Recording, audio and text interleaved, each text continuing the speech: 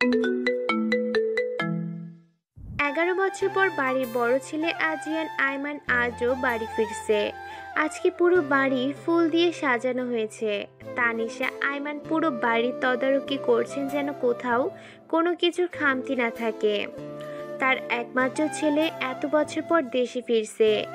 আদিয়াত আয়মান একটু নিশ্চিন্ত, কারণ তার সঙ্গে রাগ করে আদ্র এত বছরে বাড়িতে আসেনি। পড়ালেখা শেষ হওয়ার পরেই ইংল্যান্ড থেকে সেখানেই বিজনেস শুরু করেছে। সেখানে টপ 10 জনের মধ্যে একজন আজিয়ান আয়মান আদ্র। এয়ারপোর্টে 4টা গাড়ি এসে থামলো। গাড়ি থেকে কালো পোশাক পরা 10 জন লোক বের হলো, তাদের হাতে ফুলের তোড়া।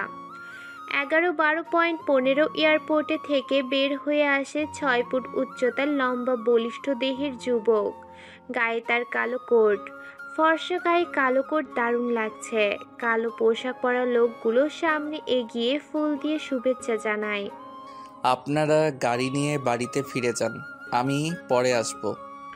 একজন লোক বলল, কিন্তু স্যার। কোনো কিন্তু নয়, আপনারা ফিরে যান। সবাই আদ্রর রাগ সম্পর্কে জানে, তাই আর কথা বাড়ালো না, চলে গেল। আদ্র একটা বাইক নিয়ে বের হয়ে গেল। মেঘ, এই মেঘ, কোথায় তুই?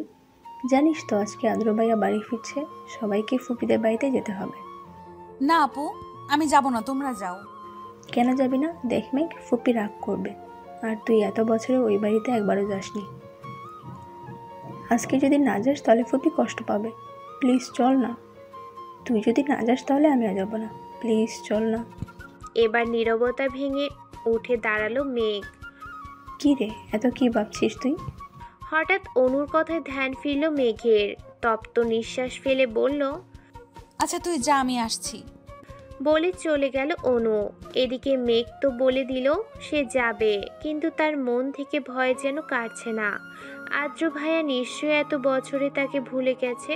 ওই দিনের কথা হয়তো ভুলে গেছে, এত বছর পর নিশ্চয়ই মনে রাখবে না। সেটা ভেবে মেঘ রেডি হতে চলল। আজ মেঘ একটা কালো 3 পিস পরেছে, সাথে হালকা লিপস্টিক আর চুড়ি, কানে ঝুমকো। এতেই তাকে অপ্সরীর মতো লাগছে।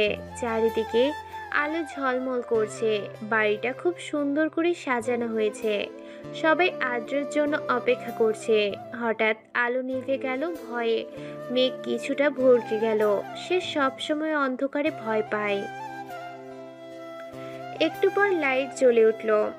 আদ্র দরজার কাছে দাঁড়িয়ে আছে। তানিশা বেগম এত বছর পর তার ছেলেকে দেখে কান্না করে দিলেন। আদিয়াত আয়মান দূরে দাঁড়িয়ে আছে। তিনি তার ছেলের সামনে যেতে ইতস্তত বোধ করছেন। কাজের লোকেরা ফুল দিয়ে আদ্রকে বরণ করে নিচ্ছে। চারিদিকে মেহমানরা সবাই তাকিয়ে আছে আদ্রর দিকে, আর মেয়েরা তো মনে হচ্ছে যেন চোখ দিয়ে গিলে খাচ্ছে।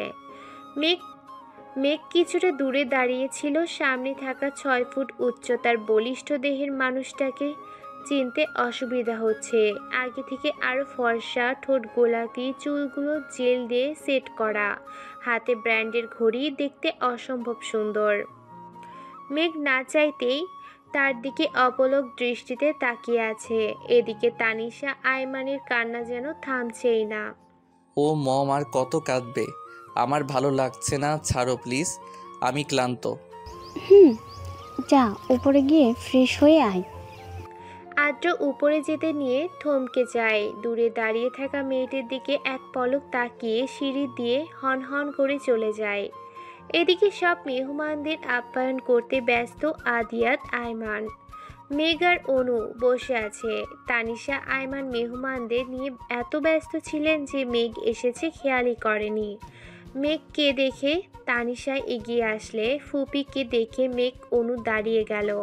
কেমন আছে জিজ্ঞেস করলো তানিশা। মেঘের কপালে চুমু দিয়ে বলল, এতদিন পর তোর ফুফির কথা মনে পড়লো? মেঘ হাসি দিয়ে বলল, না ফুপি, তোমার কথা তো আমার সবসময় মনে পড়ে। এই জন্য বুঝি এত বছর আসিসনি ফুফির কাছে? আর ভাইজানের আজকে সময় হলো না পার্টিতে আসতে। জানতো ফুপি, বাবা কত ব্যস্ত। কেমন আছেন তিনি? ফুপি ভালো। অনু, মেঘ, তোরা বস, আমি তোদের খাবারটা নিয়ে আসি। না ফুপি, পরে খাবো। আচ্ছা শোন, আজকে কিন্তু তোদের ছাড়ছি না, তোরা আজকে এইখানে থাকবি, আমি ভাইজানকে বলে রেখেছি। না ফুপি, আমরা চলে যাব। না মেঘ, এতদিন পর এসেছিস, আজকে ছাড়বো না তোদের। এদিকে মেঘ কিছুটা চিন্তিত, কি বলবে তার ফুপিকে। ফ্রেশ হয়ে নিচে নামছে আদ্রকে সবার সাথে পরিচয় করিয়ে দিচ্ছে আদিয়ান আইমান। মেঘের গায়ে অনু পানি ফেলে দিয়েছে, তাই ওয়াশরুমে যাচ্ছে মেঘ, কিন্তু পা পিছলে পড়ে যেতে নিল। আদ্র এসে ধরে নিল।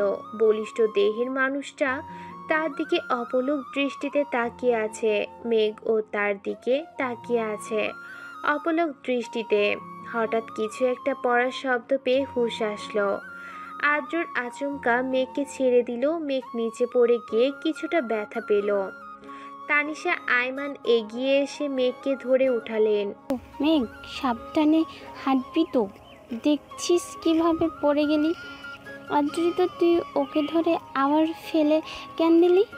মম, এই মেয়েটাকে।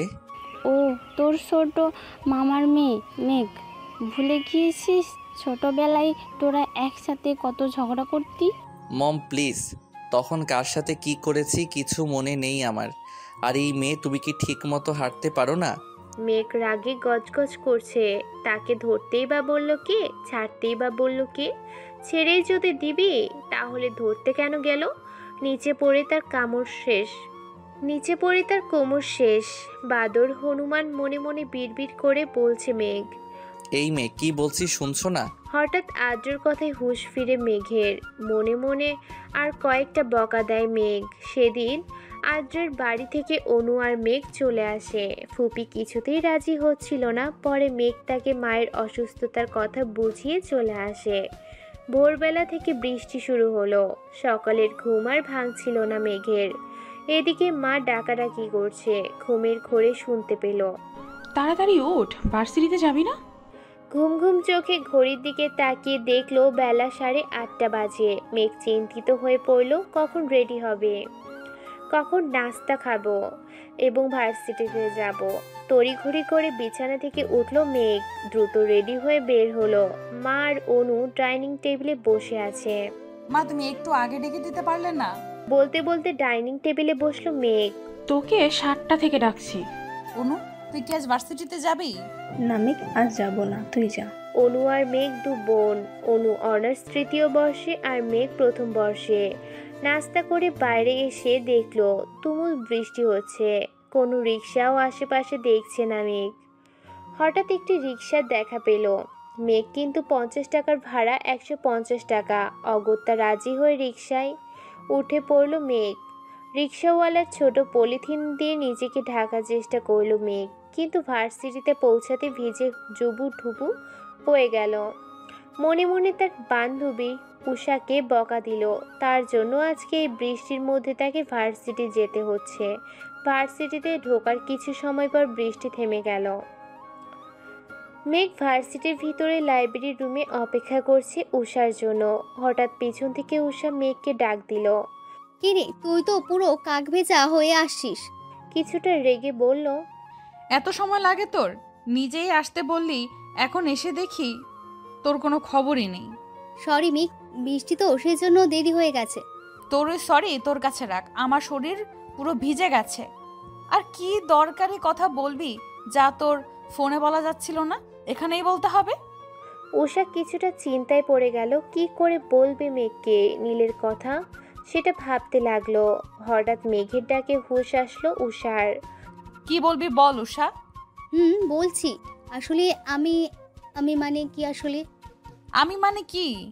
আসলে আমি একজনকে ভালোবাসি মেঘ। চোখ বন্ধ করে এক দমে কথাগুলো বলল উষা। মেঘ উষার কথা শুনে বিস্মিত হয়ে চেয়ে রইল। চোখ খুলে উষার দেখল মেঘ এখনো তার দিকে তাকিয়ে আছে। কিছু বল মেঘ, আমি সত্যি নীলকে ভালোবাসি। মেঘ কিছু সময়ের জন্য যেন অন্য জগতে চলে গেছিল। উষার কথায় হুঁশ আসে। কি, তুই নীলকে ভালোবাসিস? নীল, মেঘ, উষা তিনজন খুব ভালো বন্ধু। এই ক্লাসেই পড়ে। তাহলে আমাকে কেন বলছিস? নীলকে বল। হুম, বলবো তো কালকে, কিন্তু কিভাবে যে বলি। আর তাছাড়া কাল তো ভার্সিটিতে একটা প্রোগ্রাম আছে, কি জানি আসবে চিপস গেস্ট হয়ে। আদিয়াত আইমান নাকি কি যেন নাম। হঠাৎ আদ্রিয়ান আয়মান নাম শুনে অবাক হলো মেঘ। মনে মনে ভাবলো আদ্রের কথা। আদ্রের কথা না, ওনার নাম তো আদ্রিয়ান আয়মান আদ্র। উনি এইখানে আসবেনই বা কেন? কিরে, কি ভাবছিস মেয়ে? না কিছু না। তাহলে এটাই কথা থাকলো, কলেজে তুই নীলকে প্রপোজ করছিস। আর শোন উষা, কালকে তুই একটা শাড়ি পরে আসবি। তাহলে তোকেও শাড়ি পরে আসতে হবে মেঘ। যেহেতু কাল অনুষ্ঠানে সবাই শাড়ি পরে আসবে, তাই তোকেও পরে আসতে হবে। এদিকে আদ্র কার সাথে যেন কথা বলছে।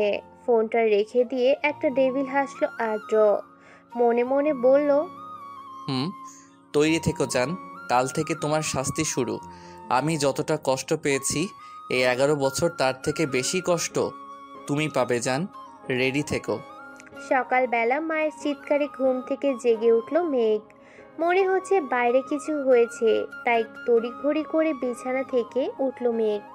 হায় হায়, আমার শখের মুরগিটা কে চুরি করলো? অনু মাকে সান্ত্বনা দিচ্ছে।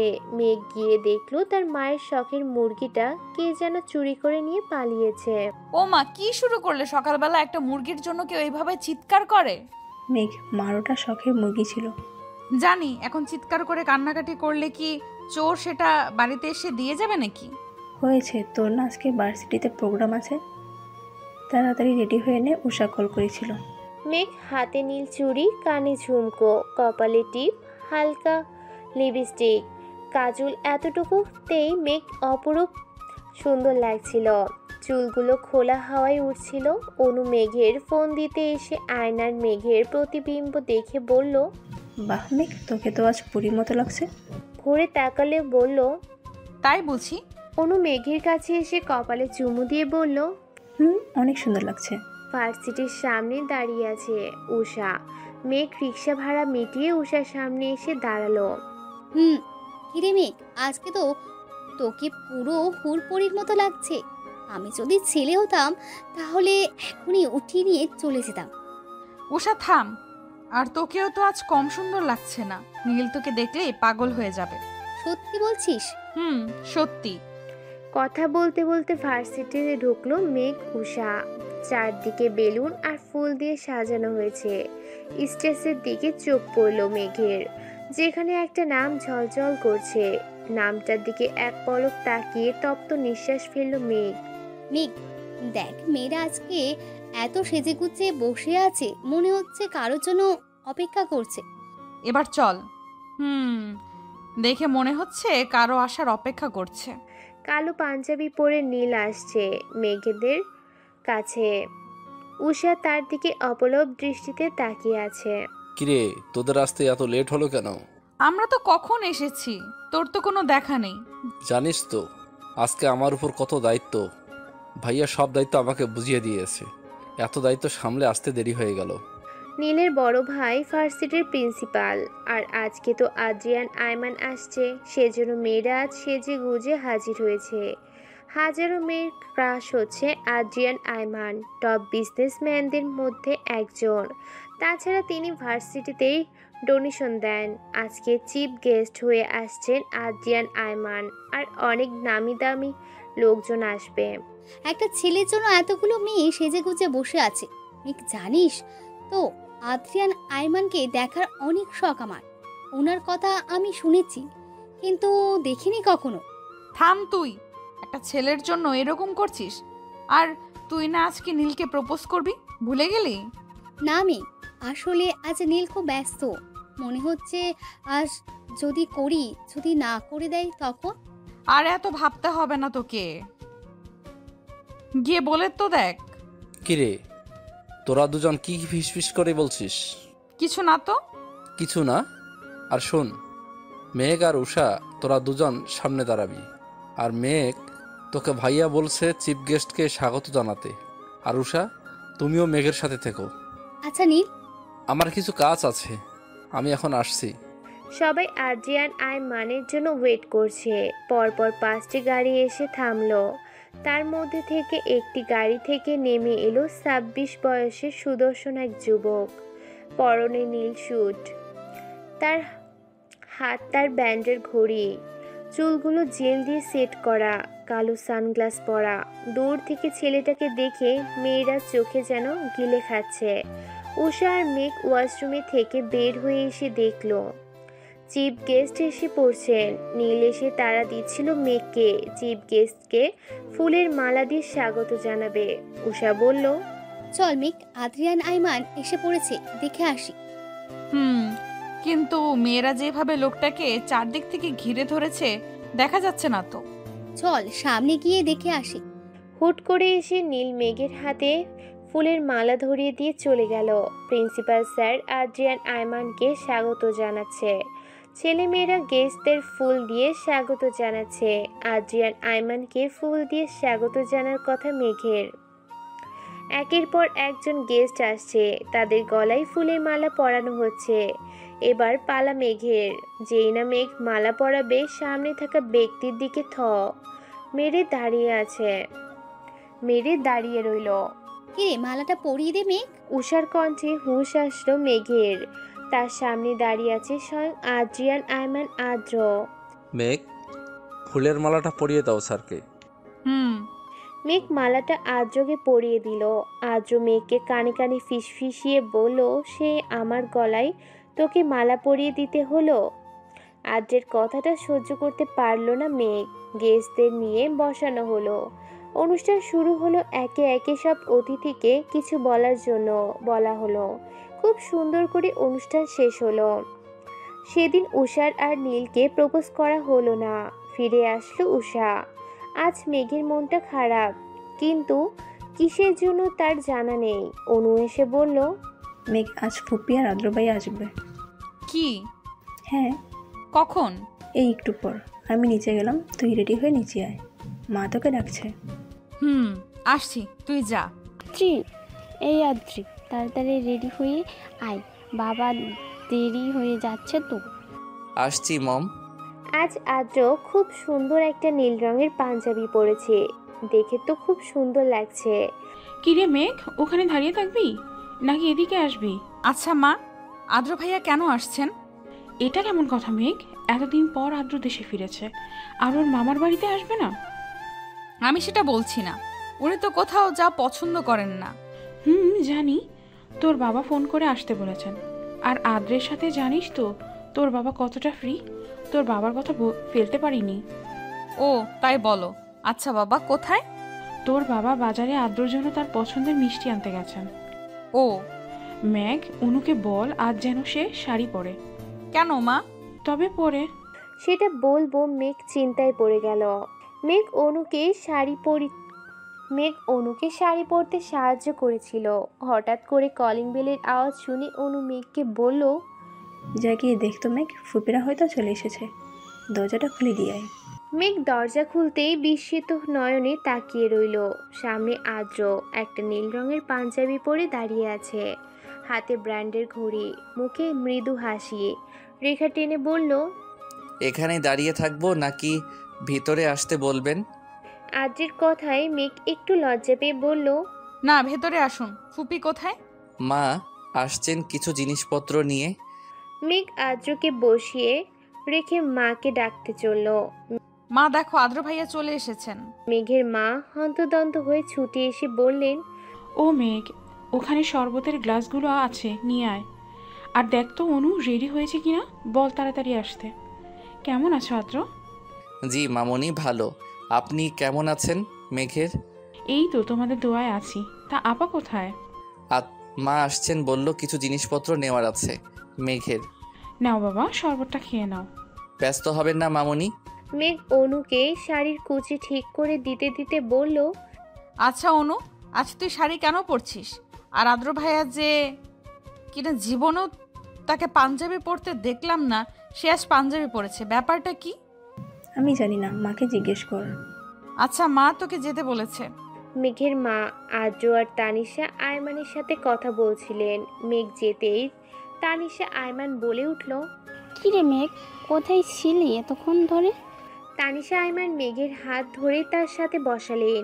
আদ্র ফোন টিপছিল। আদ্রের মা বলে উঠল, জানিস মেঘ, তুই যদি অনুর থেকে বড় হতি তাহলে তোকেই আমার ছেলের বই বউ বানাতাম। কিন্তু তুই ছোট, অনুর আগে তো তোকে তোর মা বাবা বিয়ে দিবেন না, তাই চাইতেও পারলাম না। তানিশা আইমানের কথায় মেঘ অবাকের চরম পর্যায়ে পৌঁছে গেল। তার মস্তিষ্কে কথাগুলো যেন ঠিকমতো পৌঁছালো না। কি বললে ফুপি? কিছুই তো বুঝতে পারলাম না। ভাবি, আপনি মেঘকে কিছু জানাননি? আসলে আপা, মেঘকে ওর বাবা জানাতে বারণ করেছিলেন অনুর বিয়ের কথা। শুনলে হয়তো কিছুতেই রাজি হতো না। বোনকে বড্ড ভালোবাসতো। আদ্র এতক্ষণ মোবাইল থেকে মুখ তুলে মেঘের দিকে তাকালো। মেঘের মস্তিষ্কের সাথে যেন মনের দ্বন্দ্ব চলছে। অনু এসে সবাইকে সালাম জানালো। তানিশা আইমান অনুকে আদ্রের পাশে বসালেন। দেখি তো দুজন কেমন লাগছে। বাহ, বেশ মানিয়েছে। মেঘের মা বললেন, মেঘের। তা তো বটেই। মেঘ যেন কিছুতেই আদ্রের সাথে অনুকে সহ্য করতে পারছে না। কেন সে কারণ তার জানা নেই। আদ্র মাকে বলল, মা, আমার একটা কল এসেছে, আমি একটু কথা বলে আসছি। মেঘ আর ওইখানে বসে থাকতে পারল না। কেন যেন তার বুকের ভিতর অসহ্য যন্ত্রণা হচ্ছে, যার কারণ তার জানা নেই। মেঘ রুমে আসতে আচমকা একটা হাত এসে হ্যাচকে টানে তার সাথে জড়িয়ে ধরল। মেঘ নিজেকে ছাড়ানোর জন্য আপ্রাণ চেষ্টা করছে, কিন্তু শক্তপোক্ত বাহুর সাথে পেরে উঠল না। হঠাৎ একটা কণ্ঠস্বর ভেসে আসলো, নিজেকে ছাড়ানোর বৃথা চেষ্টা করো না মেয়ে। এতক্ষণ মেঘের রুমের লাইট অফ ছিল। বাইরের আলো রুমে প্রবেশ করার কোনো উপায় ছিল না। হঠাৎ আলোটা জ্বলে উঠল। মেঘ আর কাউকে দেখতে পেল না, তবে কে তাকে জড়িয়ে ধরেছিল এটা তার বোধগম্য হলো না। এদিকে মেঘের মনে অজানা এক কষ্ট অনুভব করছে। সে কেন এই কষ্ট জানা নেই তার। মেঘের মা আদ্রের বিদায় দিয়ে অনুকে মেঘের রুমে পাঠালো। হঠাৎ এভাবে চলে আসার কারণে মেঘ বেলকনিতে দাঁড়িয়েছিল। পিছন থেকে কারো হাতের স্পর্শে ফিরে তাকালো। কি রে, এভাবেই চলে আসলি যে? এমনি।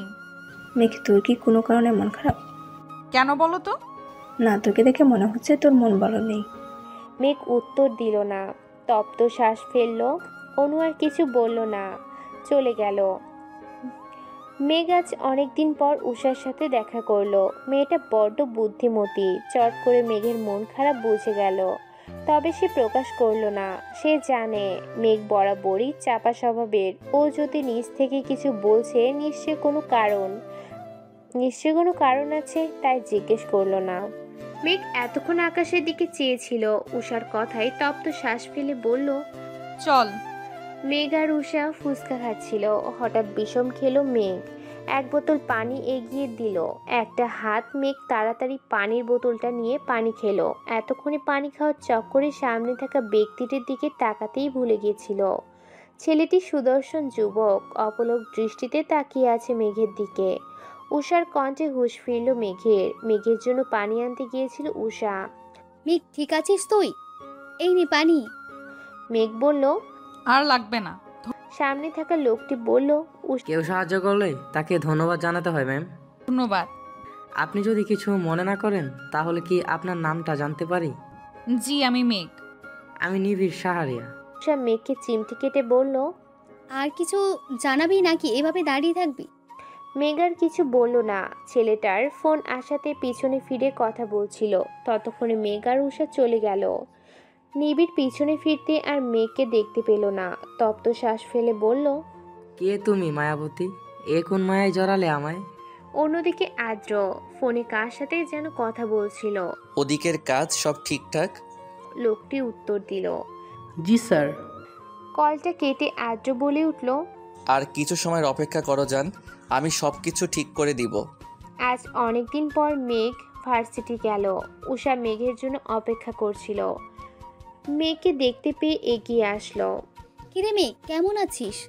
এই তো ভালো, চল ক্লাসে যাই। মেঘ আর উষা পা বাড়াতে একটা ছেলে মেঘ বলে ডেকে উঠল। পিছনে তাকাতেই দেখতে পেল একটা সুদর্শন যুবক তার দিকে এগিয়ে আসছে। কাছে আসতেই মেঘ বলল, আপনি এখানে কি করছেন? তাহলে তুমি আমাকে চিনতে পেরেছো? আমি এই ভার্সিটিতেই পড়ি আর তোমার সাথেই। তোমাকে দেখতে পেলাম তাই আসলাম। ও, কিন্তু আগে তো আপনাকে কোনোদিন ভার্সিটিতে দেখিনি। আসলে আমি ততটা ভার্সিটিতে আসি না। আচ্ছা চল, ক্লাস শুরু হয়ে যাবে। মেঘ পা বাড়াতে নিবিড় আবার বলে উঠল। মেঘ মেঘ, আমরা কি বন্ধু হতে পারি? কিছুটা ইতস্তত বোধ করছিল। উষা বলল, আচ্ছা। ঠিক আছে, কোনো সমস্যা নেই। আজ থেকে আমরা ফ্রেন্ড হলাম। চলো ক্লাসে যাই। ক্লাসে মেঘ আর উষা একই সাথে বসলো, পিছনে নিবিড় বসলো। ক্লাসে স্যার আসতেই সবাই দাঁড়িয়ে উঠলো। মেঘ যেন বিস্মিত নয়নে তাকিয়ে রইল। Sit down please. সবাই বসে পড়লেও মেঘ এখনো দাঁড়িয়ে আছে। উষা মেঘের হাতে চিমটি কেটে বলল, কিরে মেয়ে, দাঁড়িয়ে আছিস কেন? মেঘ তো পুরো অবাক, কারণ তার সামনে আর কেউ না, দ্য গ্রেট আদিয়ান আইমান আর্য দাঁড়িয়ে আছে। আর্য মেঘকে ধমক দিয়ে বসতে বলল। মেঘ উষাকে জিজ্ঞেস করলো, উনি এখানে? উষা বলল, উনি তো আমাদের নতুন টিচার হিসেবে জয়েন করেছে, জানিস তো, খুব রাগী। আর তুই কি ওনাকে চিনিস নাকি? হ্যাঁ, উনি আমার কাজিন হয়। তবে আর কাউকে বলবি না, আদ্র ভাইয়া ব্যক্তিগত লাইফ আলাদা রাখতে পছন্দ করেন। তো স্টুডেন্টস, তোমাদের গতকাল যে পড়া দিয়েছি সেগুলো কি কমপ্লিট হয়েছে? আর যে না পারো তারা ক্লাসের বাইরে গিয়ে দাঁড়াও।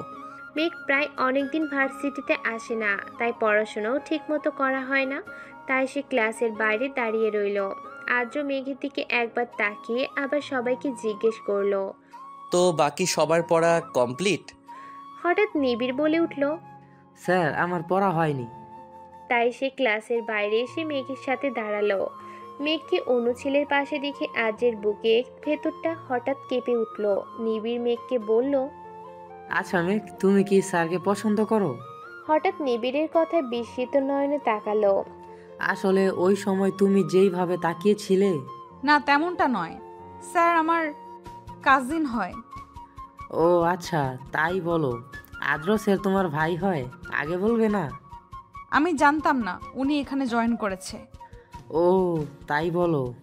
আদ্র ওদের কথা বলতে দেখে বলল, তোমাদের কি আমি কথা বলার জন্য বাইরে দাঁড় করিয়ে রেখেছি? কাল থেকে আমার ক্লাসে পড়া শিখে আসবে। আজ তোমাদের কিছু বললাম না, যাও ভিতরে গিয়ে বসো। আদ্র ক্লাস শেষ করে চলে গেল। উষার আজকে কি একটা কাজ আছে বলে আগেই চলে গেল, তাই মেয়েকে আজকে একাই ফিরতে হবে। পিছন থেকে নিবিড় বলল, চলো মেঘ, আমি তোমাকে আজ ড্রপ করে দিয়ে আসি। মেঘ সরাসরি না বলতে পারলো না। নিবিড়, আপনি চলে যান, আমি যেতে পারবো। আরে চলো না প্লিজ। মেঘ আর কিছু বলল না। মেঘ আর নিবিড়কে একসাথে দেখে একজোড়া চোখ থেকে যেন আগুন ঝরছে। মনে হচ্ছে যেন সে আগুন সব কিছু জ্বালিয়ে পুড়িয়ে শেষ করে দিবে। মেঘ বাড়ি ফিরতেই অনু বলে উঠল, মেঘ, জানিস তো ভার্সিটিতে আদ্র ভাইয়া জয়েন করেছে? জানি, আজকে তো দেখলাম। বলেই চলে গেল। ফ্রেশ হয়ে বারান্দায় দাঁড়িয়েছিল মেঘ। পিছন থেকে অনু বলে উঠল, মেঘ, তোর কি মন খারাপ? না তো। তাহলে এখানে দাঁড়িয়ে আছিস কেন? ভালো লাগছে না। মেঘ, মা বলেছে আদ্র ভাইয়া যেহেতু তোর ভার্সিটিতে জয়েন করেছে, তোদের সামনে পরীক্ষা, তাই কিছুদিনের জন্য তোকে পড়াতেই বলেছে। উনি কি রাজি হয়েছেন? বলেছে কাল থেকে আসবে। মেঘ অনেক দিন আগের কথা ভাবতে লাগলো। মেঘের যখন 10 বছর, তখন আদ্র তাকে পড়াতো। মেঘ সব সময় আদ্রকে বলতো, আদ্র ভাইয়া বড় হয়ে আপনাকে বিয়ে করব, খুব ভালোবাসবো আপনাকে, আমায় বিয়ে করবেন তো? তখন আদ্র ধমক দিয়ে বলতো, মেঘ, তুমি এখনো ছোট, আর এসব কথা যেন তোমার থেকে না শুনি। এসব বললে আমি আর তোমাকে পড়াবো না। পরের দিন থেকে মেঘকে আর পড়াতে আসলো না আদ্র। মেঘের খুব কষ্ট হয়েছিল আদ্র তাকে পড়াতে না আসায়। পরে মাকে জিজ্ঞেস করতে বলল, ছেলেরা কোথাও যেতে পারে না, বন্ধু বান্ধবদের সময় দিতে পারে না, তাই আর পড়াতে আসবে না। তবে মেঘের ছোট মনটি বুঝতে পেরেছিল আদ্র কেন তাকে পড়াতে আসবে না। মেঘের ভাবনার মধ্যে হঠাৎ ফোন বেজে উঠল। ফোনটা হাতে নিয়ে দেখলো নিবিড় কল করেছে। কিছু মুখের আদল বুকের মধ্যে দাগ কেটে দেয়। কিছু মুখের আদল বুকের মধ্যে দাগ কেটে যায়। বুকটা ধরফরিয়ে ওঠে প্রচণ্ড রকমের। এই যে মেঘের মনটা আজ ভালো না, খারাপ সে বুঝতে পারছে। আদ্র আজ থেকে মেয়েকে পড়াতে আসবে, এটা শুনে যেমন তার ভালো লাগছে তেমনি খারাপও লাগছে। কারণ মানুষটা অন্য কারোর জন্য বরাদ্দ। কথাটা ভাবলেই হাহাকার করে ওঠে, প্রচণ্ড রকমের খারাপ লাগা বয়ে যায়। মনে হয় তার শ্বাস প্রশ্বাস নিতে কষ্ট হয়। আচ্ছা, মানুষটা তার হয়ে থাকলে খুব বেশি কি ক্ষতি হয়ে যেত? ফের যখন বাস্তবতা ফিরে আসে তখন মনে হয় না, উনি কখনোই আমার হতে পারে না।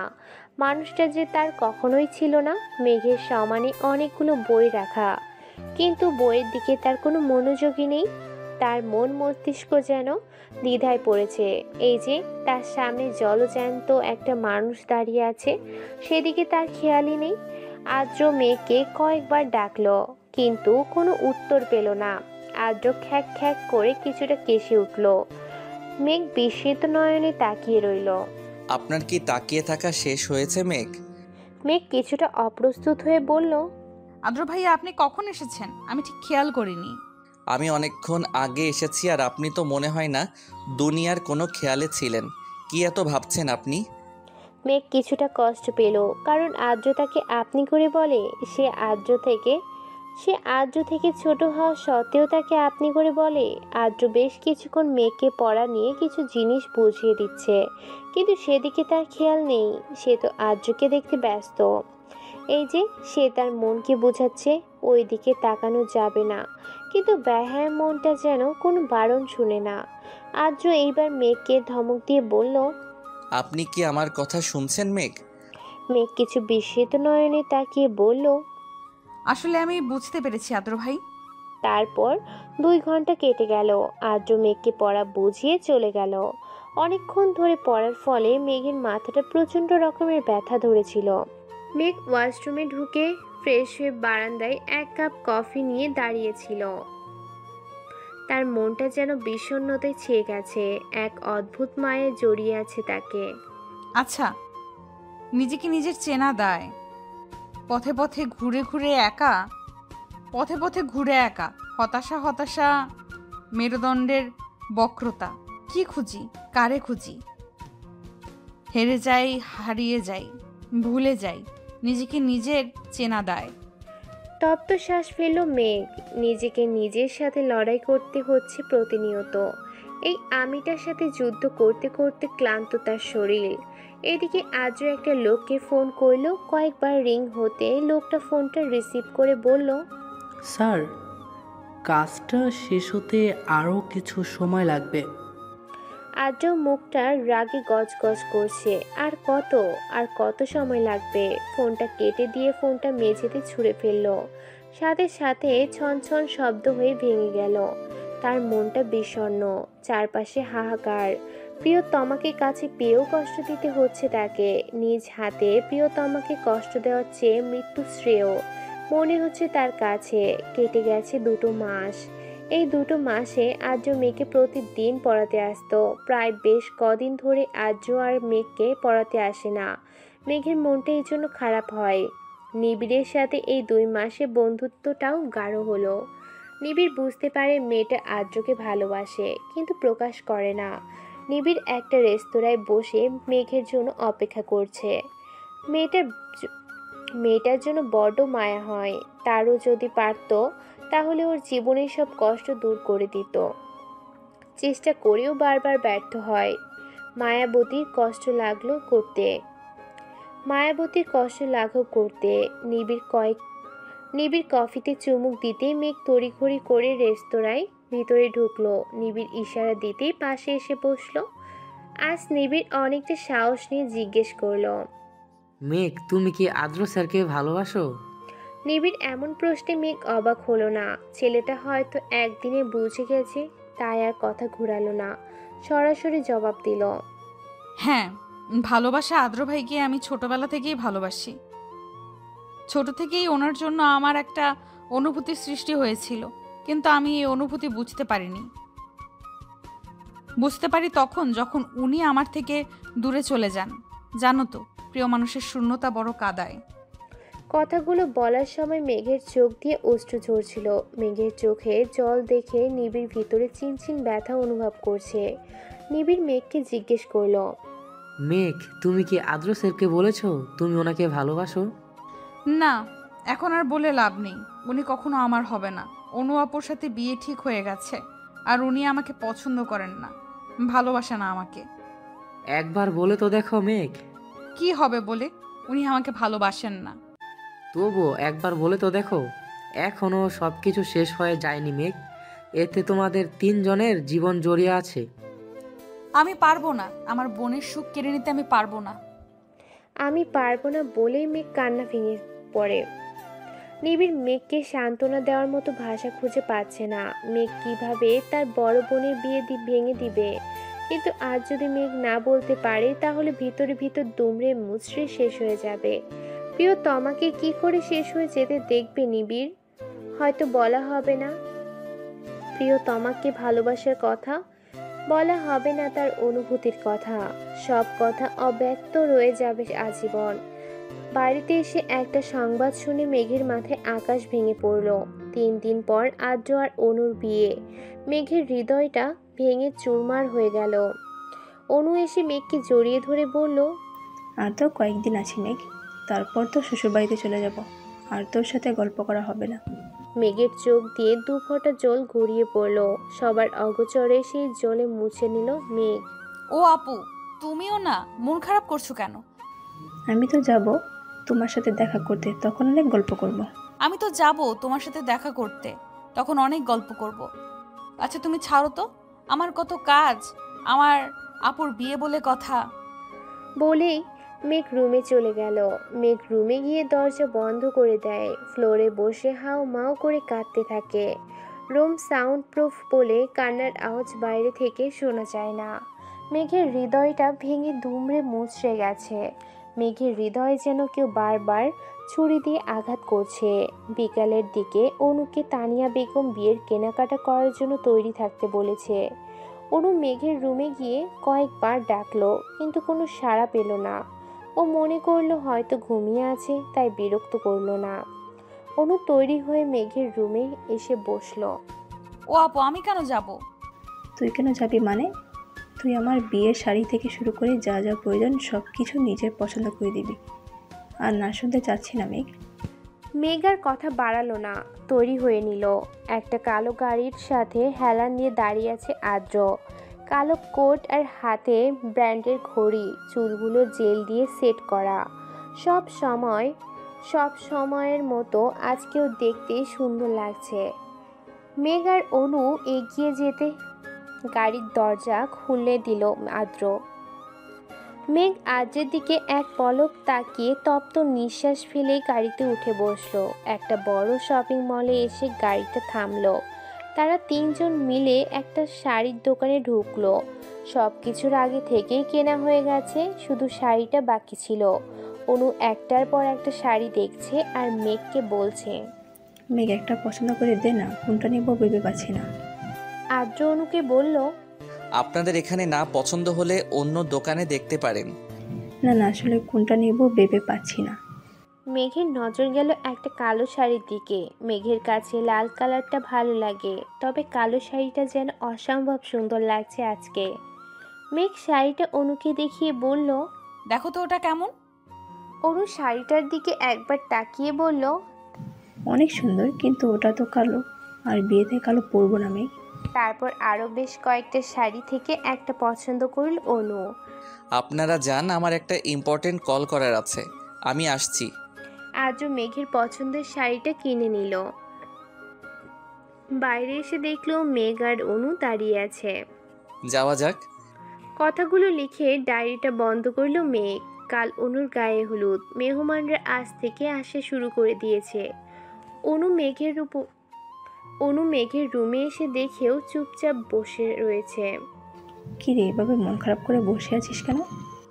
কি সব আবল তাবল বলছো? মন খারাপ করে কেন থাকবো? তাহলে রুমে বসে আছিস কেন? ও আপু, ভালো লাগছে না। অনুকে জড়িয়ে ধরে বলল, তুমি কি আমাকে ভুলে যাবে আপু? শোন, ভুলে যাব কেন? আমি কি দূরে কোথাও যাচ্ছি? আর আমি কি আমার এই ছোট্ট পাখিটাকে বলতে পারি? আর তুই মন খারাপ করবি না একদম। তুই যদি মন খারাপ করে বসে থাকিস তাহলে আমারও মনটা খারাপ হয়ে যাবে। মেঘ, আপুর বিয়েতে কই হই হুল্লার করবে তা না, রুমে বসে শোক পালন করছে। কথাটা বলতে বলতে রুমে ঢুকলো নিবিড়। আপনি এখানে? তুমি দাওয়াত দিতে ভুলে গেলেও আন্টি কিন্তু ভুলেনি। আমার তো মনে হচ্ছে তুমি না আন্টি আমার ফ্রেন্ড। আসলে আমি বলবো ভেবেছিলাম, বলা হয়ে ওঠেনি। আচ্ছা, তোমরা দুজন কথা বলো, আমি যাই।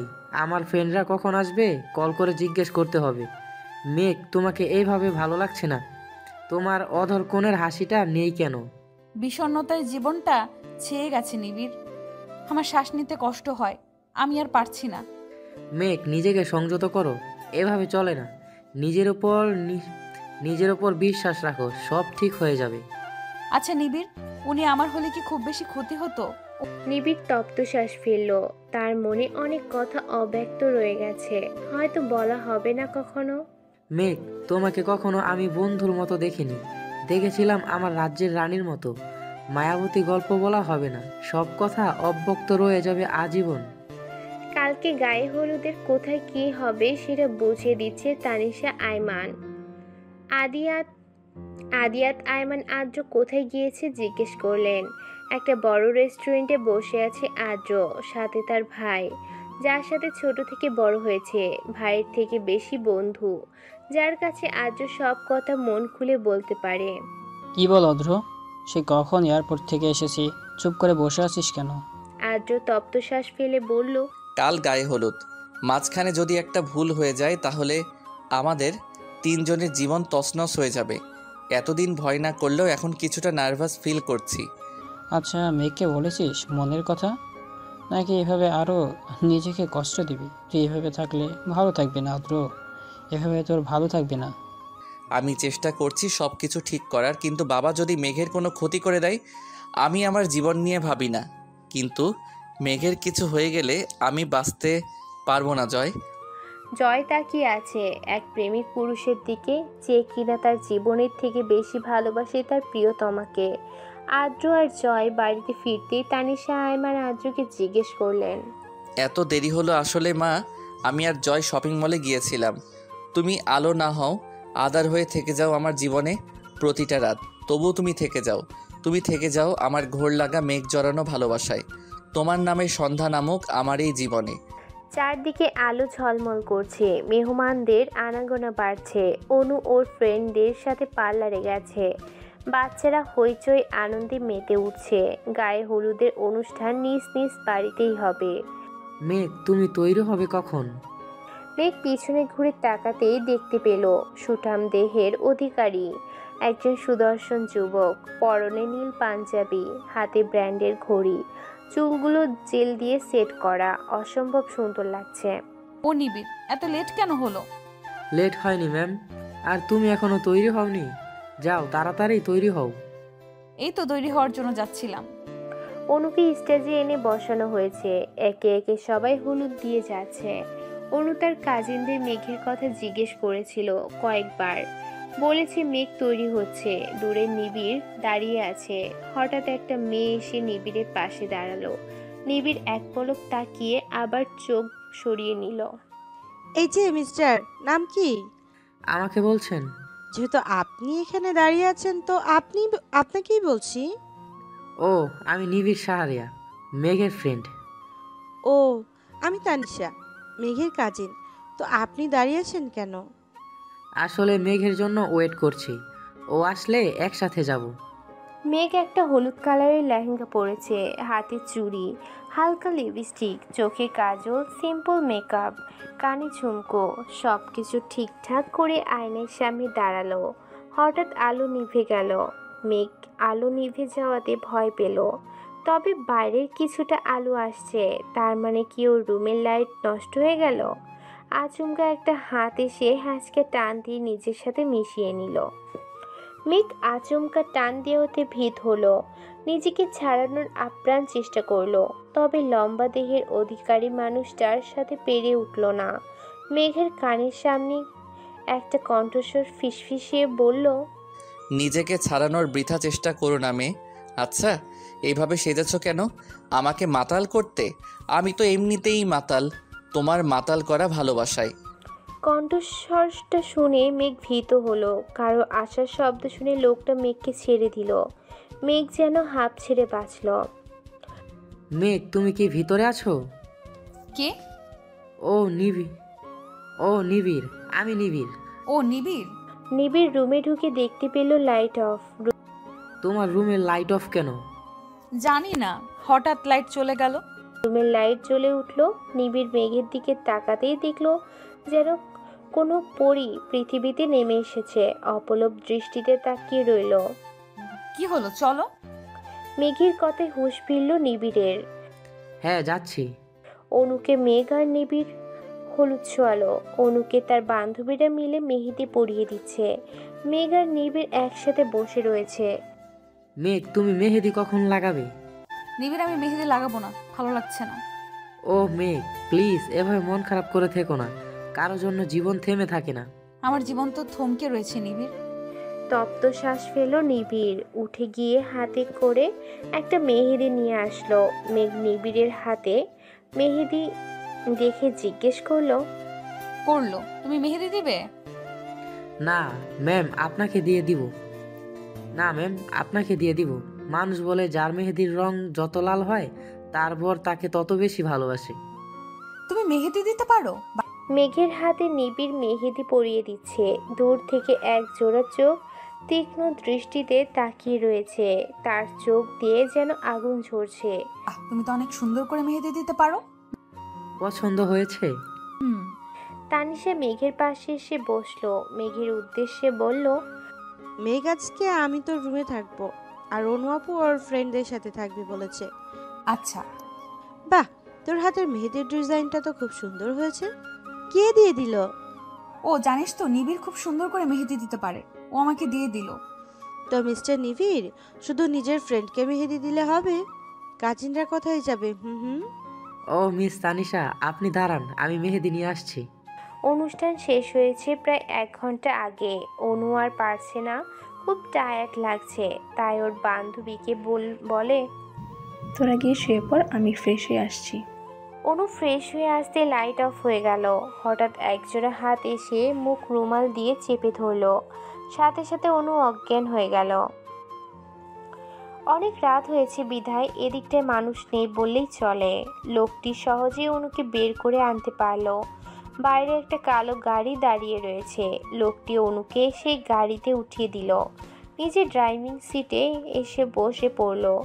গাড়ি চলছে আপন গতিতে। রাতে পূর্ণিমার চাঁদের দিকে তাকিয়ে আছে মেঘ। মুগ্ধ নয়নে তাকিয়ে দেখছে পূর্ব আকাশের বুকে দ্বাদশী চাঁদ অপরূপ সুধা নিয়ে জেগে উঠতে। চাঁদনি রাতের প্রকৃতি এক মায়াময় সৌন্দর্যের অধিকারী। আকাশের বুক থেকে জ্যোৎস্নার রাশি ছড়িয়ে পড়ে সমস্ত পৃথিবীর বুকে, আর জাগিয়ে তোলে মোহময় রূপ মাধুর্য। জ্যোৎস্নার অজস্র ধারায় স্নাত হয় নীরব প্রকৃতি। দুচোখ দিয়ে অশ্রু গড়িয়ে পড়ছে মেঘের। আজই তার শেষ কান্না, আর সে কাঁদবে না। তাকে এগিয়ে যেতে হবে, নিজের জন্য না হলেও তার পরিবারের জন্য। আলো আধারে স্নিগ্ধ মিতালিতে ঝলমল করে ওঠে জ্যোৎস্না প্লাবিত রাত। এমন রাতের অস্পষ্ট মায়ালোকে নিমজ্জিত থাকে প্রকৃতি। জ্যোৎস্নার আলো ছড়ায় নৃত্য প্রকৃতি প্রেমী। হাত পা বাঁধা অবস্থায় একটা মেয়েকে অন্ধকার ঘরে আটকে রাখা হয়েছে। কালো মাস্ক পরা একটা ছেলে জ্যোৎস্নার আলোয় মেয়েটাকে খুঁটিয়ে খুঁটিয়ে দেখতে লাগলো। চাঁদের মায়াবী আলোয় মেয়েটার সৌন্দর্য দ্বিগুণ ফুটে উঠেছে। ছেলেটার মেয়েটাকে ভালোভাবে দেখে মনে মনে বলল, তোমার মতো এক মায়াবতীকে আমার রাজ্যে রানী করার কথা ভেবেছিলাম। এখন মনে হচ্ছে কি জানো? স্মিথ হেসে বলল, আমার কাছাকাছি পেয়ে গেছি। জ্যোৎস্নার আমিও সুধা মেঘের শরীরের উপর লুটোপুটি খাচ্ছে। আর মেঘ মুগ্ধ হয়ে আকাশের পানে চাঁদের দিকে তাকিয়ে আছে। চোখ দিয়ে পড়ছে অজস্র অশ্রুকণা। সেদিকে তার খেয়ালই নেই। সেই মুগ্ধ নয়নে তাকিয়ে আছে প্রকৃতির পানে। জ্যোৎস্নার অপরূপ সৌন্দর্যের মাঝে জ্যোৎস্নার উপরে পড়া নিস্তব্ধতা রোমান্টিক স্মৃতির জগতে নিয়ে যায়। জ্যোৎস্নার এই অপরূপ সৌন্দর্য না দেখলে হয়তো অপূর্ণ রয়ে যাবে জীবন। আজ সারা রাত হয়তো এভাবেই কেটে যাবে। মেঘের চোখ দিয়ে অশ্রুকণা ঝরছে। মেঘের চিৎকার করে বলতে ইচ্ছে করছে, হে পৃথিবী, যাকে পাবো না তাকেই কেন ভালোবাসলাম? পাবো না জেনেও কেন তার পিছু ছুটলাম? আমার ভাগ্যে কেন তাকে লেখা হলো না? কথাগুলো যেন স্তব্ধ হয়ে রয়ে গেছে মেঘের মাঝে। সে নির্ভীক, তার কথা যেন আটকে গেছে। তার কাছে বেঁচে থাকা যেন দুষ্কর হয়ে গেছে। যদি আত্মহত্যা করা পাপ না হতো তাহলে সে নিঃসন্দেহে তা বেছে নিত। এই অসহ্য যন্ত্রণা তাকে কুরে কুরে খাচ্ছে। তার কাছে অসহ্য যন্ত্রণা থেকে মৃত্যু শ্রেয় বলে মনে হচ্ছে। আজ মেঘ আকাশে পানে তাকিয়ে বলে উঠল, পরের জন্মে সহস্র কোটি তারা হব, দূরে থেকে দেখবো তোমায়, সেখান থেকে বলবো তোমায় ভালোবাসি, ভালোবাসি, খুব বেশি ভালোবাসি। তুমি শুনতে পাবে কি সেই ধ্বনি? নিজের কথাই নিজেরই হাসি পাচ্ছে মেঘ। নিজের কথাই নিজেই হাসে মেঘ। জীবনটা তার হেলায় ভাসছে। তার মন মস্তিষ্ক দ্বিধায় পড়েছে। মেঘ আর ডায়েরিটা নিয়ে ফেলে দিল বারান্দা থেকে। কি হবে ডায়েরিটা রেখে? ডায়েরির পাতায় পাতায় রয়েছে অজস্র স্মৃতি। ডায়েরির পাতায় পাতায় না হয় পড়ে থাকুক তার অব্যক্ত ভালোবাসা। আকাশের দিকে মুগ্ধ নয়নে তাকিয়ে আছে একটা ছেলে। হাতে তার নিকোটিনের ধোঁয়ায় তার গোলাপি ঠোঁটগুলো কালো দাগ পড়ে গেছে। ভিতর তার অজস্র আবেগ অনুভূতি লুকিয়ে রেখেছে। আর কিছু মুহূর্তের অপেক্ষা। সব অপেক্ষার অবসান ঘটবে কাল। প্রেয়সী নিজের করে নিবে সে। তার সব দুঃখ কষ্ট মুছে দিবে সে। সকালের আলো পর্দা ভেদ করে মেঘের চোখে মুখে উপচে পড়ছে। রাতে কাঁদতে কাঁদতে মেঝেতে শুয়ে দিল। সকালের আলো পর্দা ভেদ করে মেঘের চোখে মুখে উপচে পড়ছে। রাতে কাঁদতে কাঁদতে মেঝেতে শুয়েছিল মেঘ। কখন ঘুমিয়ে পড়েছে মনে নেই। বাইরে থেকে চেঁচানোর আওয়াজ ভেসে আসছে। কেউ কাঁদছে চিৎকার করে। কি বলছে শোনা যাচ্ছে না ঠিক মতো। মেঘের হুঁশ আসতেই কালকে ডায়েরিটার কথা মনে পড়ে যায়। ওই ডায়েরিটা কেউ আবার পেয়ে যায়নি তো? মেঘ ছুট লাগালো। বাইরে আসতে মানুষের ভিড়। ঠেলে ঠুলে ভিতরে যেতেই তার মাকে দেখলো চিৎকার করে কাঁদছে। মেঘ ছুটে গেল মায়ের কাছে। জিজ্ঞেস করলো কি হয়েছে। মেঘের মা কিছু বলল না। মেঘকে জড়িয়ে ধরে কাঁদতে লাগলো। মানুষজন কি যেন বলা বলি করছে। অনুর বান্ধবীরা দাঁড়িয়েছিল। মেঘ সেখান থেকে একটা মেয়েকে জিজ্ঞেস করলো, শ্রেয়া আপু কি হয়েছে বলবে আমাকে? মা কেন কাঁদছে? শ্রেয়া বলল, অনু পালিয়ে গেছে। মেঘের হাতে একটা চিঠি ধরিয়ে দিল। মেঘ চিঠিটা পড়ে বাকরুদ্ধ অবস্থায় দাঁড়িয়ে রইল। মাথায় তার আকাশ ভেঙে পড়েছে। বারবার একটা কথাই মাথায় বাড়ি খাচ্ছে। অনু পালিয়েছে। মেঘের মা মেঘকে জড়িয়ে ধরে বলল, এবার কি হবে আমাদের? তোর বাবার মান সম্মান তো থাকবে না আর। তোর ফুপি যদি জানতে পারে খুব কষ্ট পাবে। তাদের সম্মান নষ্ট হয়ে যাবে। এত মেহমানের সামনে আমাদের সম্মান নিঃশেষ হয়ে যাবে মা। মেঘ কিছু বলার ক্ষমতা হারিয়ে ফেলেছে। সব কিছু এলোমেলো লাগছে তার কাছে। অনু কার সাথে পালিয়ে গেল আর কেনই বা গেল? জীবন বড়ই বিচিত্র।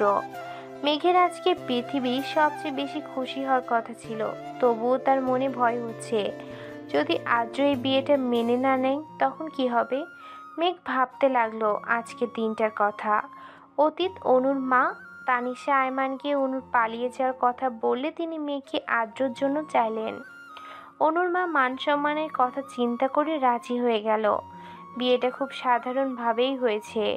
তানিশা আয়মান বলে দিয়েছে যাতে তাড়াতাড়ি সবাই বাড়িতে চলে আসে। বর্তমান কারোর পায়ের শব্দ শুনে মেঘের হুঁশ আসলো।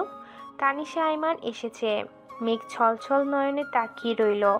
তানিশা আয়মান মেঘের কাছে এসে মাথায় হাত বুলালেন। হঠাৎ মেঘ তানিশা আয়মানকে জড়িয়ে ধরে কাঁদতে লাগলো। আকস্মিক এমন ঘটনা বুঝতে সময় লাগলো। তানিশা আয়মানের মেঘকে বললেন, এই মেঘ, কান্না করছিস কেন? মায়ের কথা মনে পড়ছে বুঝি? মেঘের কান্না যেন থামছে না। তানিশা আয়মান মেঘের মাথায় আলতো করে হাত বুলাতে বুলাতে বলল, আর কাঁদবি না। একদম কাঁদতে কাঁদতে চোখের কি অবস্থা করেছিস বলতো? আমি জানি বিয়েটা মেনে নিতে তোর কষ্ট হচ্ছে, তবে আমি যে আজ যদি বিয়েটা না হতো তাহলে আত্মীয় স্বজনদের কাছে আমাদের সম্মান নষ্ট হতো।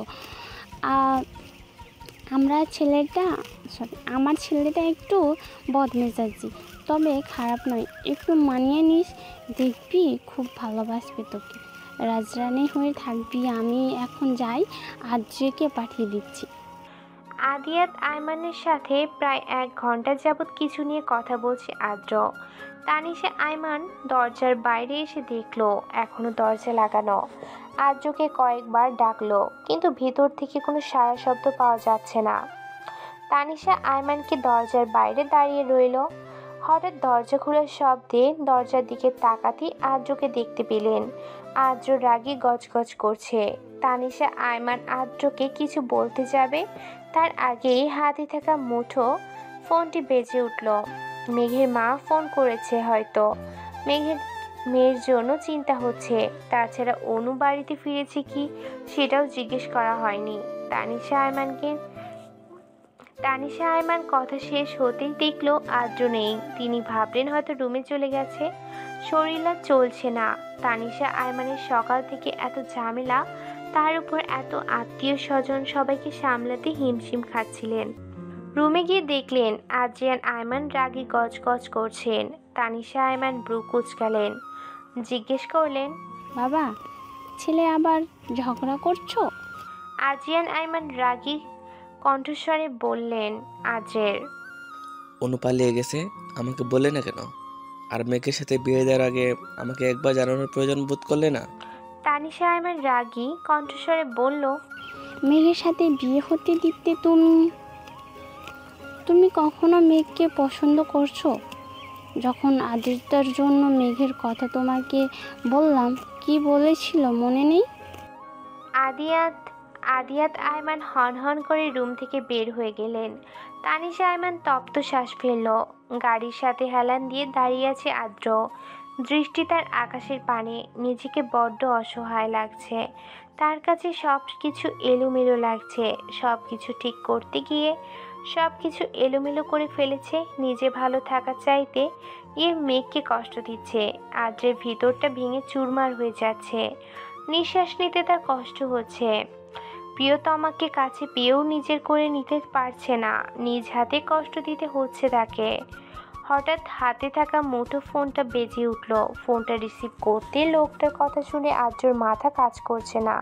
কি করবে এখন? চারদিকে আলোর শিহরণ। আলোয় দিক দিগন্ত হেসে উঠল। আলোয় ভরা চাঁদের জ্যোৎস্নার প্লাবনে ডুবে যায়। চাঁদের রাতের মোহনীয় রূপ সৌন্দর্য প্রতিটি মানুষের মনে রং ধরায়।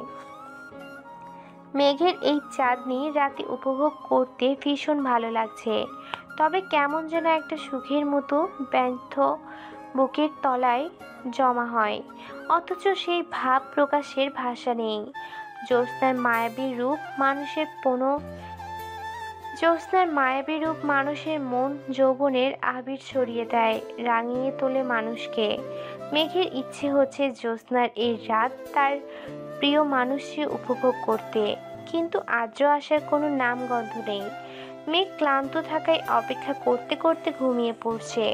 সকালবেলা চিৎকার চেঁচামেচিতে ঘুম ভাঙল মেঘের। রাতে ঘটনা ভাবতে ভাবতে লাগলো আদ্রের জন্য অপেক্ষা করতে। সকালবেলা চিৎকার চেঁচামেচিতে ঘুম ভাঙল মেঘের। রাতের ঘটনা ভাবতে লাগলো। আদ্রের জন্য অপেক্ষা করতে করতে কখন যে চোখ লেগে এসেছে বুঝতে পারেনি। আদ্র কি রাতে রুমে আসেনি? যদি আসতো তাহলে নিশ্চয়ই মেঘকে জাগিয়ে তুলতো। হঠাৎ মনটা খারাপ হয়ে গেল। তবে কি আদ্র বিয়েটা মেনে নেয়নি? তানিয়া আয়মানের চিৎকারে হুঁশ ফিরল মেঘের। মেঘ ফ্রেশ হয়ে হালকা গোলাপি রঙের শাড়ি পরে নিল। নিচে তানিয়া আয়মান রাগী গজগজ করছেন মেঘকে দেখে। তানিয়া আয়মান ডুকরে কেঁদে উঠল। হঠাৎ এমন কারণে মেঘ বিস্মিত হলো। ফুপি কাঁদছো কেন? কি হয়েছে আমাকে বলো। তানিয়া আয়মান কাঁদতে কাঁদতে বললেন, আমার ছেলেটা রাগী বদমেজাজি, কিন্তু ও এরকম করবে আমি বুঝিনি। আমি তোর জীবনটা নিজ হাতে শেষ করে দিলাম। আমায় মাফ করে দিস মেঘ। আমি পারলাম না তোর জীবনটাকে সুন্দর করে সাজিয়ে দিতে। আদ্রিত এমন একটা কাজ করবে আমি ভাবতেও পারিনি। আমার ছেলেটা রাগে বদমেজাজি, কিন্তু ও এরকম করবে আমি বুঝিনি। আমি তোর জীবনটা নিজে হাতেই শেষ করে দিলাম। আমায় মাফ করে দিস মেঘ। আমি পারলাম না তোর জীবনটাকে সুন্দর করে সাজিয়ে দিতে। আদ্রিত এমন একটা কাজ করবে আমি ভাবতেও পারিনি। তানিয়া আয়মান মেঘের হাতে একটা চিঠি ধরিয়ে দিলেন, যেখানে লেখা আছে। মেঘের মাথায় যেন আকাশ ভেঙে পড়ছে। ওর মস্তিষ্ক যেন শূন্য, মন মস্তিষ্ক দ্বিধায় ভুগছে। এটা কিভাবে করতে পারলো আর্দ্র? হঠাৎ অজ্ঞান হয়ে গেল মেঘ। তানিশা আয়মান বাড়ির লোকদের নিয়ে আদ্রের রুমে এনে শুয়ে দিল। মাথায় হাত ভুলাতে লাগলো, চিন্তা করতে লাগলো সকালের ঘটনা। ঘুম থেকে উঠে নিচে নামতে দারোয়ান এসে তানিশা আয়মানের হাতে চিঠি দিয়ে বলল আদ্র দিয়েছে। চিঠি খুলতেই মাথায় যেন আকাশ ভেঙে পড়ল তানিশা আয়মানের। আদ্র এসব কি লিখেছে? এখন এসবের মানে কি? আদ্রকে কয়েকবার ফোন দিলেও ফোন বন্ধ বলছে। বর্তমানে একটু আগে মেঘের জ্ঞান ফিরেছে। মেঘ ছলছল নয়নে তাকিয়ে রইল তানিশা আয়মানের দিকে। ফুপি, আমি কি এতটাই খারাপ যে আমাকে ভালোবাসা যায় না? তানিশা আয়মানের মেঘে জড়িয়ে ধরে বলল, এসব কি বলছিস মেঘ? তুই খারাপ হতে চাবি কেন? আমি তো মনে করি তাদের ভাগ্য খারাপ যে তোকে মেনে নিতে পারিনি। মেঘের চোখ দিয়ে অজস্র অশ্রু ঝরছিল। মেঘের জীবনটা কেমন এলোমেলো হয়ে গেছে। সব কিছু ছন্নছাড়া। তার জীবন যেন হেলায় ভেসে চলেছে। কেটে গেছে 2 বছর। এই 2 বছরেও এমন একটি দিনও নেই যে দিন মেঘ আদ্রকে মনে করেনি। এমন একটি দিনও নেই যে দিনও কান্না করেনি। তবে দিন শেষে কারোর জীবন কারোর জন্য থেমে থাকে না। মেঘ উষার বিয়ের জন্য তৈরি হচ্ছে। উষা অবশেষে তার ভালোবাসার মানুষটাকে নিজের করে পাচ্ছে। মেঘেরও ইচ্ছে ছিল আদ্রকে নিয়ে ভালো থাকার, কিন্তু আদ্র তো চায়নি। কথাটা ভাবতেই বুকের ভিতরটা ছ্যাদ করে উঠল মেঘের। ভাবতে লাগলো সেই দিনটার কথা। অতীত। আদ্র চলে গেছে প্রায় 2 সপ্তাহ হবে। এই 2 সপ্তাহ মেঘ রুম থেকে বের হয়নি। নিজেকে রুমের মধ্যে বন্দি করে রেখেছিল। তানিশা আয়মান মেঘের মাকে সব জানানোর পর ওরা মেঘকে নিয়ে যেতে চেয়েছে, কিন্তু মেঘ যায়নি। তানিশা আয়মান আদ্রর উপর রাগ করে আর ফোন করেনি। তানিশা আয়মান মেঘকে জোর করেনি। বলেছিল আজ থেকে তুই আমার মেয়ে হয়ে থাকবি। নিবিড় মেঘের বিয়েটা মেনে নিতে পারেনি। পরে যখন মেঘের এই অবস্থা কথা জানতে পেরেছে, ও মেঘকে এই অবস্থা থেকে বের হয়ে আসতে সাপোর্ট করেছে। তারপর প্রায় 1 মাস পর অনু বাড়িতে এসেছে। সবাই অনুকে অনেক অপমান করে। অনুর মা ওকে মেনে নিতে চায়নি। মেঘের এই অবস্থার জন্য অনুকে দায়ী করেছে। অনু সব কিছু মেনে নিয়েছে। কেন পালিয়ে গেছে এই প্রশ্নের জবাব অনু দেয়নি। সব কিছু এড়িয়ে গেছে। কেটে গেছে প্রায় 5 মাস। আদ্র চলে যাওয়ার পর প্রায় 5 মাস মেঘ নিজেকে সবার থেকে আড়াল করে রেখেছে। এই 5 মাস নিবিড় সব সময় মেঘকে সাপোর্ট করেছে। মেঘ অনার্স কমপ্লিট করেছে। আদ্র চলে যাওয়ার পর তানিশা আয়মান মেঘকে কতবার বলেছে তুই আবার নিজের জীবনটাকে সুন্দর করে গুছিয়ে নে নতুন কারোর সাথে, কিন্তু মেঘ চায়নি। বর্তমান মেঘের ভাবনা ব্যাঘাত ঘটালোতে থাকা মুঠোফোনের আওয়াজে। নিবিড় কল করেছে। কখন বের হবে জানতে চাইছে। মেঘ আজকে খুব সুন্দর করে সেজেছে। নীল রঙের শাড়ি, হাতে নীল চুড়ি, চোখে কাজল, সিম্পল মেকআপ। দেখতে খুব সুন্দর লাগছে। অনু তড়িঘড়ি করে মেঘের রুমে ঢুকলো। মেঘ অনুর দিকে তাকাতেই অনু হা হয়ে মেঘের দিকে তাকিয়ে রইল। মেঘ অনুকে এভাবে হা হয়ে তাকিয়ে থাকতে দেখে জিজ্ঞেস করলো, কি হয়েছে? মেঘ, তুই জানিস আজকে তোকে কত সুন্দর লাগছে? আজ তোকে যে দেখবে সেই ফিদা হয়ে যাবে। আজ কতদিন পর তুই এত সুন্দর করে সেজেছিস। খুব সুন্দর লাগছে, পুরো পরীর মতো লাগছে। হয়েছে, তুমি কখন যাবে? ও জানিস তো মেঘ, জয় এখনও তৈরি হয়নি। আমি কতবার ফোন করে বলেছি তাড়াতাড়ি আসতে, ও এখনও আসছে না। একটা কথা বলো, তুমি কি সেদিন জয় ভাইয়ের সাথে পালিয়েছিলে? অনু নিরুত্তর মেঘ এই নিয়ে বহুবার এই প্রশ্নটা করেছে, কিন্তু কোনো উত্তর দেয়নি অনু। মেঘ বলল, আচ্ছা ঠিক আছে, আমি জয় ভাইয়াকে বলে দিব যাতে আমার এই সুন্দরী আপুটাকে আর ওয়েট না করায়। আমি যাচ্ছি, তুমি জয় ভাইয়ার সাথে তাড়াতাড়ি এসো, নিবিড় আমার জন্য ওয়েট করছে। বাইরে একটা কালো গাড়ির সাথে হেলান দিয়ে দাঁড়িয়ে আছে নিবিড়। নীল পাঞ্জাবি, হাতে ব্র্যান্ডের ঘড়ি, চুলগুলো জেল দিয়ে সেট করা, কালো সানগ্লাস, দেখতে সুদর্শন যুবক। মেঘ বাইরে বের হতেই নিবিড়ের চোখ পড়ল মেঘের দিকে। নিবিড় অপলক দৃষ্টিতে তাকিয়ে আছে মেঘের দিকে। মেঘ বলল, কি দেখছো? তোমাকে। বলেই হুঁশ এলো নিবিড়ের মানে। এই যে তোমার ড্রেস আমার সাথে মিলে গেল, এইটাই দেখছি। ও চলো তাড়াতাড়ি। হ্যাঁ চলো। চারদিকে আলো ঝলমল করছে, বিভিন্ন রকমের ফুল দিয়ে সাজানো হয়েছে। বিয়ে বাড়ি বলে কথা। মেঘ আর নিবিড় গাড়ি থেকে দাঁড়ালো। নিবিড় বলল, মেঘ তুমি যাও, আমি উষার গিফটটা নিয়ে আসছি। আচ্ছা। মেঘ বাইরে এসে দাঁড়াতে পরিচিত একটা কণ্ঠস্বর মেঘ বলে ডেকে উঠল। মেঘ পরিচিত কণ্ঠস্বর শুনে স্তব্ধ হয়ে রইল। বুকের ভিতরটা ছ্যাদ করে উঠল। মেঘ পিছনে ফিরতে কাঙ্ক্ষিত মানুষটিকে দেখতে পেল না। মেঘ নিরাশ হয়ে ভিতরে গেল।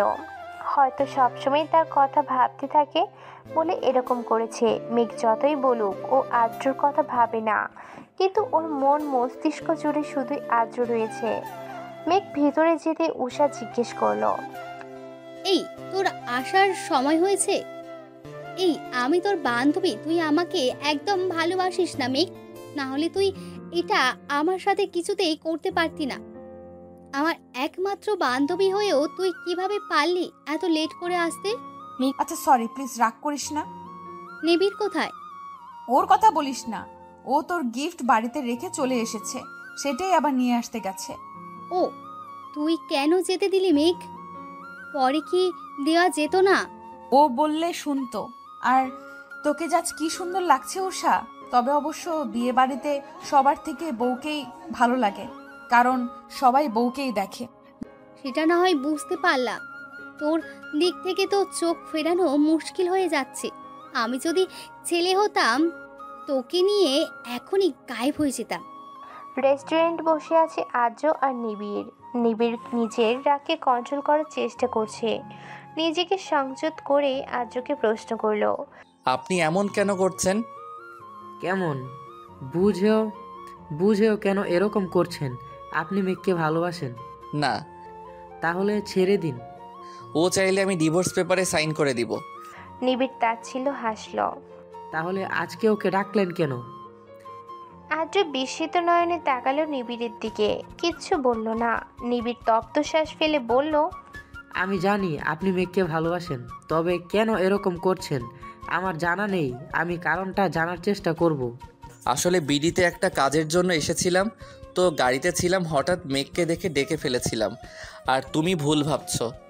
মেঘ নিবিড়ের সাথে কথা বলছিল। একটা মেয়ে এসে বলল, তোমার নাম মেঘ না? মেঘ মেয়েটির দিকে তাকিয়ে বলল, জি, কিন্তু আপনাকে তো চিনতে পারলাম না। আমি নীলা, আদ্রর ফ্রেন্ড। আমরা একসাথে পড়াশোনা করেছি। তোমাকে সামনাসামনি দেখার অনেক ইচ্ছে ছিল। তোমার ভাগ্য দেখে খুব ঈর্ষা করতে ইচ্ছা করে, জানো? তুমি খুব ভাগ্যবতী। মেঘ যেন স্তব্ধ হয়ে গেছে। সে থই থই জ্বলে যেন মেঘ ভেসে যাচ্ছে। একটু আগে নীলা নামের মেয়েটার কথাগুলো বুকের ভিতর নুয়ে থাকা ভালোবাসার জ্বালাটুকু হাজার খানিক যন্ত্রণা দিচ্ছে। অতীত। নীলা নামের মেয়েটির কথা উপেক্ষা করে মেঘ পা বাড়াতে নীলা বলে উঠল, মেঘ, তোমায় আদ্র অনেক ভালোবাসে। মেঘ চোখ বন্ধ করে জোরে শ্বাস নিল, বলল, কেন ভালোবাসার কথা বলছেন আপনি? এই যে আদ্র ভাই আমাকে কখনো ভালোবাসেননি, এই যে আকাশ সমান ভালোবাসাকে ওনার কাছে অভিনয় মনে হতো, এই যে আমি ওনার জীবনের অভিশাপ, এই যে আমাকে উনি বিয়ে করে জীবনের সবচেয়ে বড় ভুল করেছেন, মেনে নিয়েছি তো কেন বারবার আপনারা আমাকে আঘাত করেন? আমি ওনাকে ভুলে যেতে চাই। কি বলছো তুমি? আদ্র তোমাকে ভালোবাসে না? আমি ওনার জীবনে কাটা স্বরূপ, যেটাকে তিনি নিজ হাতে সরিয়ে ফেলেছেন। তুমি ভুল ভাবছো মেঘ, এমন কিছু নয়। আর তোমাকে বিয়ে করার জন্য তোমার বোনকে আটকে রেখেছিল আদ্র, আর সেই আদ্র তোমাকে ভালোবাসে না, এটা তুমি কি করে বলছো? মেঘ বিস্মিত নয়নে নীলার দিকে তাকালো। কথা বলার ভাষা যেন হারিয়ে ফেলেছে। একটা লোক এসে নীলার নামে মেয়েটিকে বলল, সময় হয়ে গেছে, চলে যেতে হবে। নীলা মেঘের দিকে এক পলক তাকিয়ে চলে গেল। বর্তমান মেঘ বাড়িতে এসে অনুকে জড়িয়ে ধরে হাউমাউ করে কাঁদছে। অনু মেঘের এইভাবে কান্না করে একটু অবাক হলো। মেঘ বলল, সবাই আমায় ঠকালো, তুমি কিভাবে আমায় ঠকাতে পারলে আপু? অনু বিস্মিত নয়নে তাকালো মেঘের দিকে। কি বলছিস মেঘ? আমি তোমায় কতবার জিজ্ঞেস করেছি ওই দিন কেন পালিয়ে গিয়েছিলে, তুমি কিচ্ছু বলনি। এটা কেন বলনি আপু? আদ্র ভাই তোমাকে আটকে রেখেছিল, কেন বলনি? উনি আমাকে ভালোবাসেন, সবাই কেন আমাকে ঠকালে, কেন? অনু আমতা আমতা করে বলল, আমি জানতাম না মেঘ। মেঘ তাচ্ছিল্য হাসল। আজ যদি তুমি আমায় সবকিছু না বলো তাহলে আমি নিজেকে শেষ করে দিব। মেঘ ছুরি নিয়ে হাত কাটতে নিতেই অনু এসে মেঘের গালে থাপ্পড় বসিয়ে দিল। অনু বলল, আমি সত্যি জানতাম না আদ্র ভাইয়া তোকে ভালোবাসে। আমি পরে জানতে পেরেছি। জয় আদ্র ভাইয়ার চাচাতো ভাইয়া, সবচেয়ে ভালো বন্ধু, যাকে চোখ বন্ধ করে বিশ্বাস করে আদ্র ভাইয়া। তাই জয়কে দিয়েই আমাকে কিডন্যাপ করেছিল। যখন আমাকে জয় বাড়িতে দিয়ে গেল, যাওয়ার আগে আদ্র ভাইয়ার সাথে জয়কে কথা বলতে দেখেছিলাম আমি। পরে সব জানতে পেরেছি। তোকে বলিনি কারণ তুই সব জানতে পারলে সহ্য করতে পারতি না, তাই বলিনি।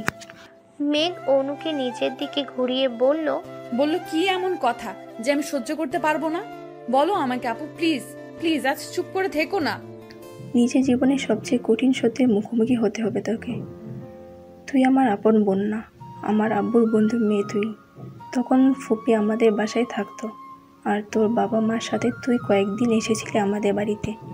তবে আদ্র ভাইয়ার আব্বুর সাথে তোর বাবার বিজনেস করতেন।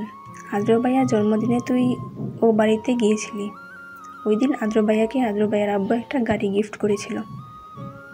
আদ্র ভাইয়া তখন ছোট, ড্রাইভ করতে পারতো না। তোর বাবা মা কোনো বিষয় নিয়ে কথা কাটাকাটি করছিল। আদ্র ভাইয়ার গাড়িতে বসে ড্রাইভ শিখছিল। হঠাৎ করে গাড়ির ব্রেক কাজ করছিল না। তোর বাবা মা ঝগড়ার এক পর্যায়ে চলে আসতে নিলে আদ্র ভাইয়া গাড়ির সাথে ধাক্কা খেয়ে দুজন মারা যায়। কিন্তু এতে আদ্র ভাইয়ার কোনো দোষ ছিল না। আদ্র ভাইয়া তোর বাবা মাকে মারতে চায়নি। তখন তুই অনেক ছোট, তোর সেসব কথা মনে নেই।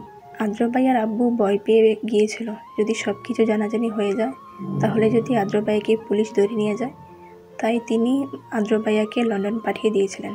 তবে আদ্র ভাইয়া তোকে ছোট থেকে ভালোবাসত। ওই দিন আদ্র ভাইয়া তোকে ছেড়ে যেতে চায়নি।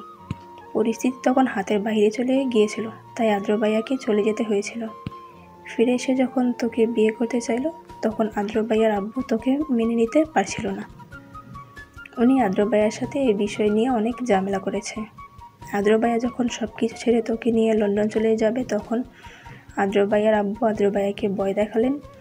এটাও যদি তুই জানতে পারিস আদ্র ভাইয়ের জন্য তোর বাবা মা মারা গেছে, তাহলে তুই আদ্র ভাইয়াকে ছেড়ে চলে যাবি। পৃথিবীতে সবচেয়ে বেশি ঘৃণা করবি, হয়তো নিজেকে শেষ করে ফেলবি। তাই সেদিন আদ্র ভাইয়া তোকে ছেড়ে চলে যেতে বাধ্য হয়েছিল। আদ্র ভাইয়া তোকে সত্যিই খুব ভালোবাসে। আজ ওনার ফ্লাইট, হয়তো আজ চলে যাবে আর ফিরবে না। দুপা পিছিয়ে যায় মেঘ। নিজেকে শূন্য মনে হচ্ছে ওর। এত যন্ত্রণা আগে কখনো হয়নি। মেঘের পৃথিবীতে যেন থমকে গেছে। অনুর দিকে ছলছল নয়নে তাকিয়ে রইল। ছুটে এসে অনুকে জড়িয়ে ধরল। নিবিড় বাইরে দাঁড়িয়ে সব কিছু শুনেছে। নিবিড় মেঘের হাত ধরে টেনে নিয়ে যায়। তাকায় মেঘ, প্রচণ্ড ব্যস্ত দেখাচ্ছে ওকে। কানে ফোন। নিবিড় বলল, আদ্রের ফোন অফ, এখনো সময় আছে, সন্ধ্যায় ফ্লাইট। মেঘ কথা বলে না। নিবিড় ড্রাইভ করতে থাকে। মেঘকে নিয়ে চলে এয়ারপোর্টে। মাথা নিচু করে বসে আছে আদ্র। কারোর পায়ের শব্দ শুনে তাকাতেই মেঘকে দেখতে পায়। মেঘকে দেখে যেন হত বুদ্ধি হারিয়ে ফেলে ছেলেটা। বলে, মেঘ, আপনি এখানে? আমাকে এত ভালোবাসেন আপনি? কথাটা বলে আদ্রের বুকে ঝাঁপিয়ে পড়ে মেঘ। আদ্র নিবিড়ের দিকে তাকাতেই নিবিড় বুঝিয়ে দিল মেঘ সব কিছু জানে। আদ্র শক্ত করে জড়িয়ে ধরে মেঘকে চিৎকার করে বলে, ভালোবাসি মেঘ, খুব ভালোবাসি, আপনার থেকেও বেশি। আর ছেড়ে যাবে না তো? আমার বেঁচে থাকার জন্য তোমাকে প্রয়োজন।